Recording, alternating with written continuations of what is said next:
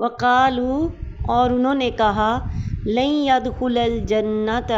ہرگز داخل نہیں ہوں گے جنت میں الا مگر من جو کانا ہو ہودن یہودی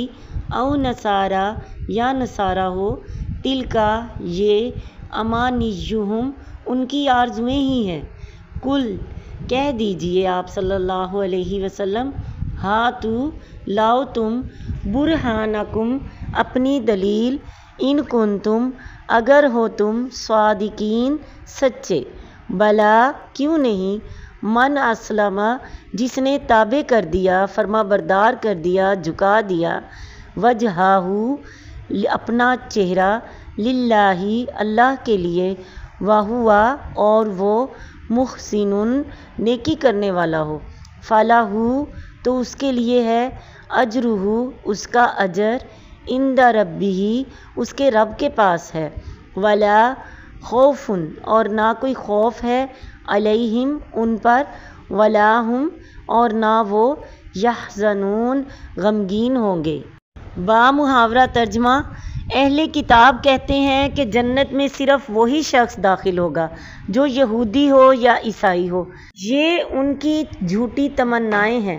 آپ صلی اللہ علیہ وسلم ان سے کہیے کہ اگر اس دعوے میں سچے ہو تو اس کے لیے کوئی دلیل پیش کرو۔ بات دراصل یہ ہے کہ جو شخص بھی اپنے آپ کو اللہ کا فرما بردار بنا دے اور وہ نیکوکار بھی ہو اس کا اجر اس کے رب کے ہاں اسے ضرور ملے گا، اور ایسے لوگوں کو نہ کوئی خوف ہوگا اور نہ وہ غمگین ہوں گے۔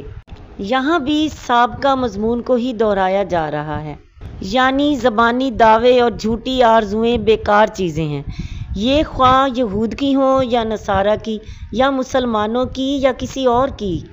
اخروی نجات کے لیے اللہ تعالیٰ پر ایمان لانا اور اس ایمان کے تقاضوں کے مطابق صالح اعمال بجا لانا ضروری ہے، جیسا کہ احادیث سے ثابت ہے۔ حضرت ابو سعید خدری رضی اللہ تعالیٰ عنہ کہتے ہیں کہ میں نے آپ صلی اللہ علیہ وسلم کو یہ فرماتے سنا ہے کہ جب کوئی شخص ایمان لائے، اسلام لائے اور ٹھیک طور پر لائے تو اس کے سابقہ تمام برائیاں اس سے دور کر دی جاتی ہیں، اور اس کے بعد جو حساب شروع ہوگا وہ یوں ہوگا، ہر نیکی کے عوض 10 سے لے کر 700 گنا تک نیکیاں لکھی جائیں گی، اور برائی کے عوض ویسی ہی ایک برائی لکھی جائے گی، الا یہ کہ اللہ وہ بھی معاف کر دے۔ حکیم بن حزام رضی اللہ تعالیٰ عنہ کہتے ہیں کہ میں نے رسول اللہ صلی اللہ علیہ وسلم سے پوچھا، یا رسول اللہ صلی اللہ علیہ وسلم، بھلا دیکھیے جو کام بھی میں نے جہالت کے زمانے میں کیے جیسے صدقہ یا غلام آزاد کرنا یا صلہ رحمی وغیرہ، ان کا صلہ ثواب مجھے ملے گا؟ آپ صلی اللہ علیہ وسلم نے فرمایا، تو اسلام لایا ہی اس شرط پر ہے کہ تیری سابق نیکیاں بحال رہیں۔ میں نے کہا، یا رسول اللہ صلی اللہ علیہ وسلم، اللہ کی قسم میں نے جتنے کام جہالت میں کیے ہیں ان میں سے کوئی کام نہ چھوڑوں گا، اتنے ہی سب کام اسلام کی حالت میں بھی کرتا رہوں گا۔ حضرت عروہ بن زبیر رضی اللہ تعالیٰ عنہ کہتے ہیں کہ حکیم بن حزام نے